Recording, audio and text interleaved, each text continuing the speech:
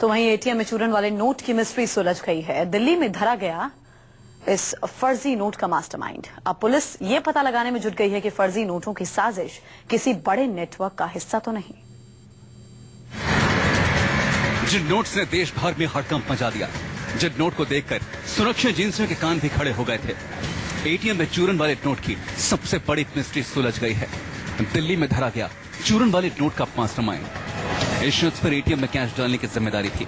जिस कंपनी में काम करता था, उसी कंपनी के पास दिल्ली के कई एटीएम में नोट भरने की जिम्मेदारी थी। लेकिन न जाने इसे क्या खुराफात सूझी, इसने एटीएम में फर्जी नोट डालना शुरू कर दिया।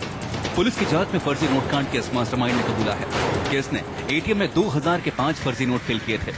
लेकिन इसका यह भी कहना है कि इसने काम पहली बार किया था और अगर इसकी साजिश कामयाब हो जाती तो यह आगे भी एटीएम में फर्जी नोट जमा करने की साजिश को अंजाम देता रहता। हालांकि शातिर की गिरफ्तारी के बाद भी कई सवालों के जवाब अनसुलझे हैं। आखिर इस आरोपी ने क्यों रची फर्जी नोटों की साजिश? आरोपी ने इन फर्जी नोटों को कहां से हासिल किया? क्या इसके नेटवर्क में कई और लोग शामिल हैं? चूरन वाले नोटों के इस मास्टरमाइंड का नाम मोहम्मद ईशा बताया जा रहा है, जो दिल्ली के संगम विहार का रहने वाला है।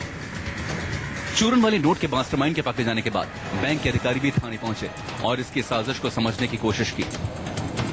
फिलहाल पुलिस चूरन वाले नोट के इस मास्टरमाइंड से और पूछताछ कर रही है ताकि इस साजिश की अनसुलझी परतों को खोला जा सके और अगर इस साजिश के तार किसी बड़े खिलाड़ी से जुड़े हैं तो कानून के हाथ उस तक पहुंच सकें। शहनवाज खान, दिल्ली, न्यूज़ 24।